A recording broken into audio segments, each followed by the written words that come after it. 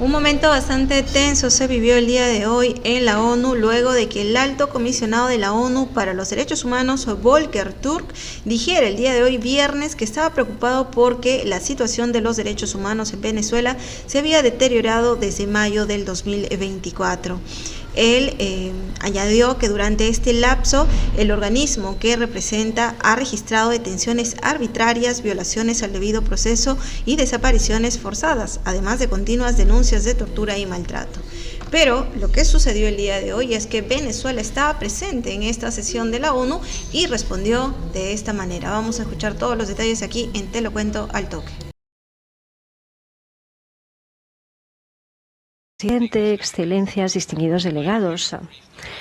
Estoy aquí para informar al Consejo y presentar mi informe sobre la situación de los derechos humanos en la República Bolivariana de Venezuela durante el año a partir del 1 de mayo de 2024. Me preocupa que la situación de los derechos humanos en Venezuela ha empeorado. Durante este periodo de tiempo se ha sometido a personas a detenciones arbitrarias, violaciones del debido proceso y desaparición forzada, en un contexto de alegaciones continuadas de tortura y malos tratos.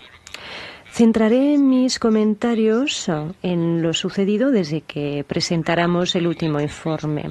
De cara a las elecciones parlamentarias y regionales, hace un mes, las autoridades anunciaron la detención de unas 70 personas, incluidas figuras de la oposición, defensores de derechos humanos y 17 extranjeros, acusándolos de pertenecer a un grupo terrorista.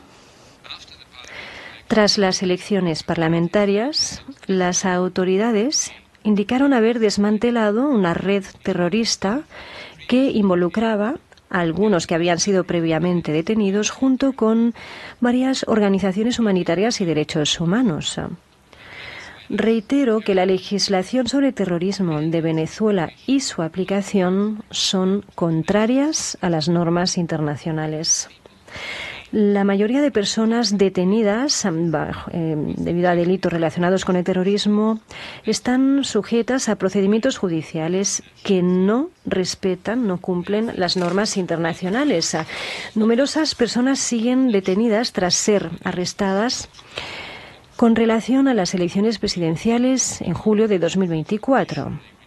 Observo que las autoridades han puesto en libertad a por lo menos 1.500 personas condicionalmente. Durante el periodo que cubre mi informe, mi oficina ha documentado 32 personas que han sido sometidas a tortura y malos tratos estando en detención. 15 de estas eran adolescentes. Aproximadamente 28 personas fueron sometidas a desaparición forzada tras las elecciones presidenciales y siguen en paradero desconocido. Y por lo menos 12 son personas extranjeras que no tienen acceso a asistencia consular. Me preocupan sobremanera las condiciones de la detención y el que se deniegue a algunas personas a la atención médica o el acceso al agua y a la alimentación. Algunos prisioneros han sido sometidos también a una detención en situación de incomunicación tras haber reivindicado o pedido públicamente que se mejoraran sus condiciones de detención. Señor presidente, distinguidas delegaciones, me preocupan también la libertad de asociación y, en particular, la ley sobre ONGs aprobada en noviembre pasado. He tenido la ocasión de discutir esta cuestión en varias ocasiones, indicando que sus disposiciones son inquietantes. Muchas organizaciones han denunciado problemas con relación al proceso de registro, incluidos unas solicitudes ilegales de gastos y también ciertos requisitos que no están incluidos en la ley. Varias ONG se han visto obligadas a poner fin a sus operaciones en Venezuela debido a obstáculos legales. Mi informe también se refiere a violaciones del derecho de las personas pertenecientes a grupos y su derecho a participar en los asuntos públicos. Las mujeres siguen estando poco representadas en la vida pública. Mi informe también hace hincapié en retos que enfrentan las víctimas de discriminación de género y de violencia incluido el femicidio, para poder acceder a la justicia.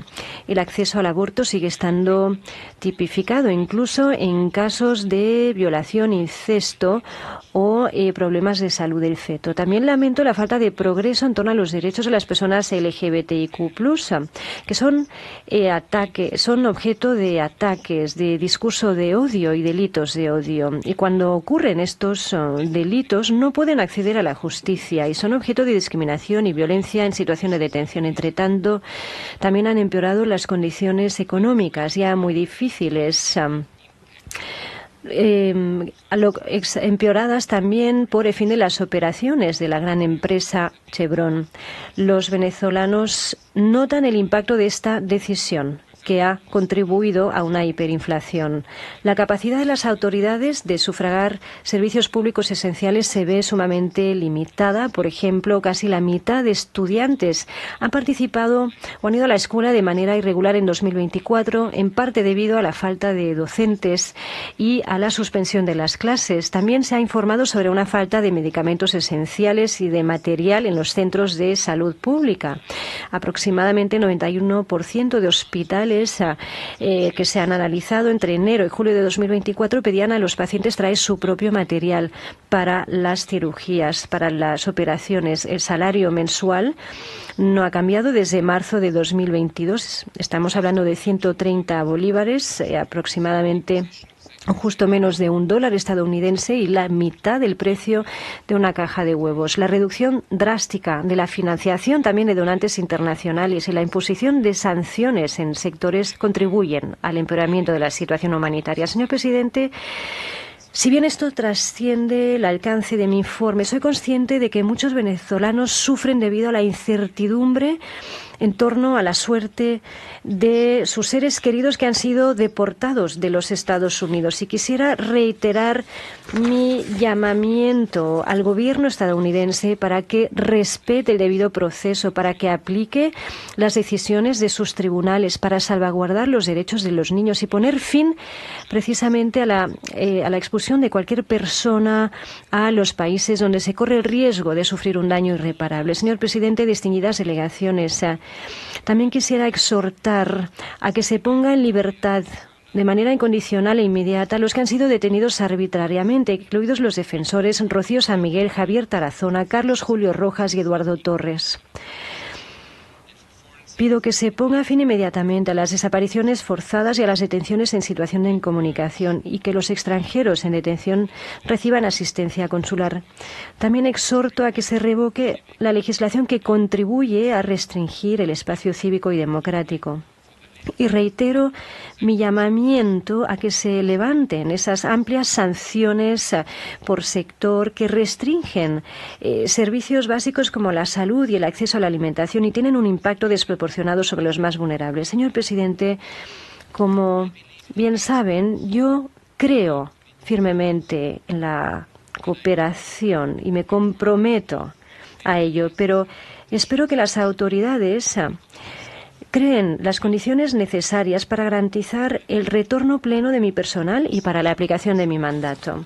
Gracias, señor Alto Comisionado. A continuación daré la palabra al distinguido representante de la República Bolivariana de Venezuela. Cuenta usted con 5 minutos. Adelante, por favor.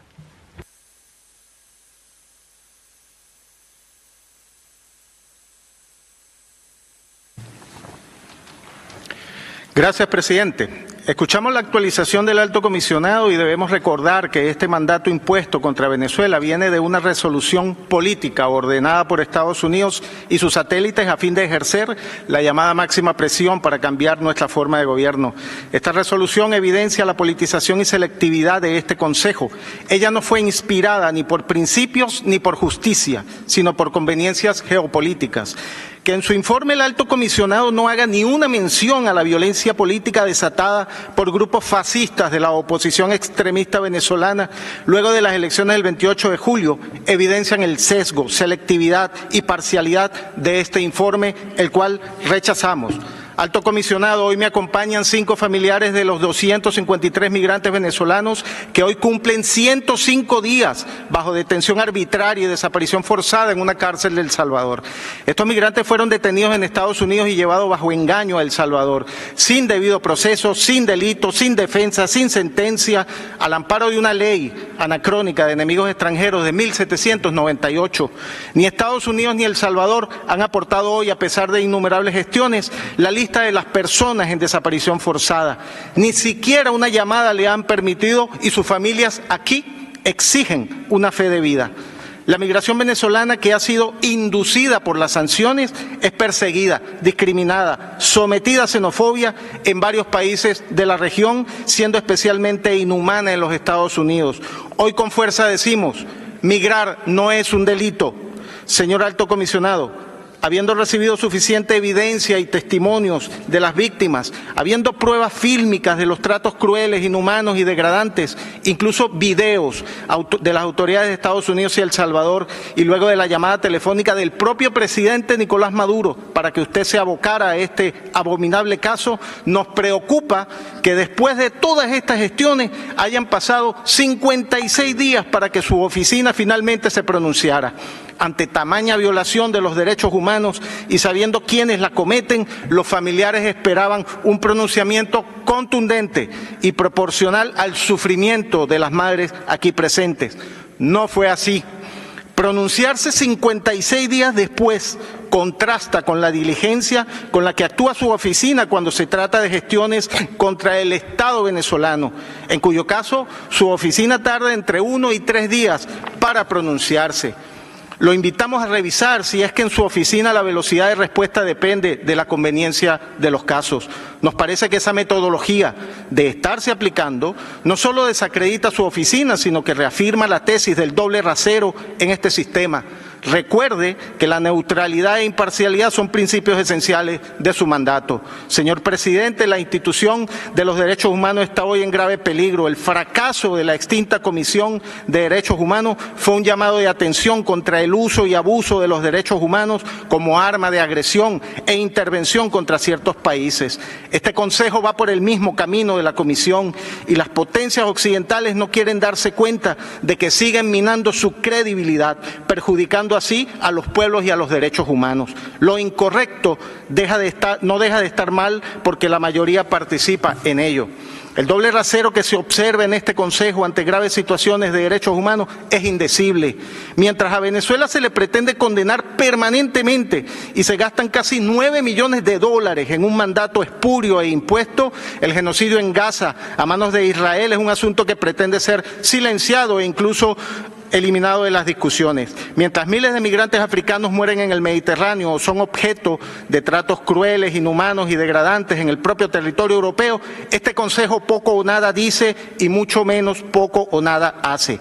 Recientemente vimos protestas de migrantes en ciudades de Estados Unidos, reaccionando a la brutal persecución a la que están siendo sometidos y las acciones desproporcionadas de sus autoridades políticas y policiales. ¿Habrá dicho algo este Consejo sobre la pública y notoria violación de derechos humanos en Estados Unidos? Señor presidente, el silencio no es una opción. El sistema de derecho de la ONU parece ser muy eficiente cuando se trata de países del sur, global, pero muy complaciente cuando se trata de los países occidentales.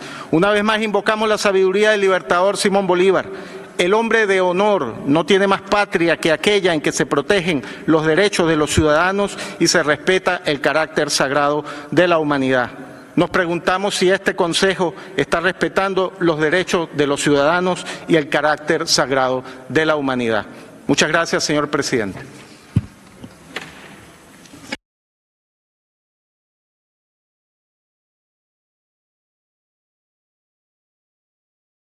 Bien, escuchábamos la respuesta del gobierno venezolano, que también se pronunció respecto a este informe, ha dicho que refleja una visión profundamente parcializada y que ignora, según el documento que ha sido también presentado por el gobierno de Venezuela horas después de este debate. Bueno, según el texto, los avances institucionales en la defensa de los derechos fundamentales y el ejercicio de la acción penal contra quienes han cometido delitos graves atentan contra la paz de la nación. Bueno, en una nota de prensa que también ha sido difundida por el Ministerio Público del gobierno venezolano, señalan que la oficina del Alto Comisionado se ha convertido en un buffet privado de mercenarios nacionales y extranjeros, procesados por intentar bañar de sangre a Venezuela, mediante planes de magnicidio, asesinatos selectivos, sabotajes y conspiraciones armadas. En vez de cumplir con su mandato, dicha oficina se alinea cínicamente con los autores de estos crímenes. Bueno, el gobierno de Venezuela considera que las detenciones realizadas no son arbitrarias. Ha dicho calificar estas detenciones como arbitrarias es una afrenta al Estado de Derecho y evidencia la complicidad del Alto Comisionado con factores que han atentado contra la estabilidad nacional. Bueno, ante esto, el gobierno de Venezuela ha exhortado a la Asamblea Nacional a abrir un debate sobre la permanencia de Venezuela en el Consejo de los Derechos Humanos de la ONU. Bueno, ¿qué opinan, chicos? Cuéntenos aquí en la cajita de comentarios. Si quieres mantenerte informado al tanto de lo que está pasando en Venezuela y en el mundo entero, no olvides suscribirte al canal porque nosotros te informamos al toque. Nos vamos de este video. Muchas gracias por acompañarme. Yo soy Diana y nos vemos hasta la próxima. Chao.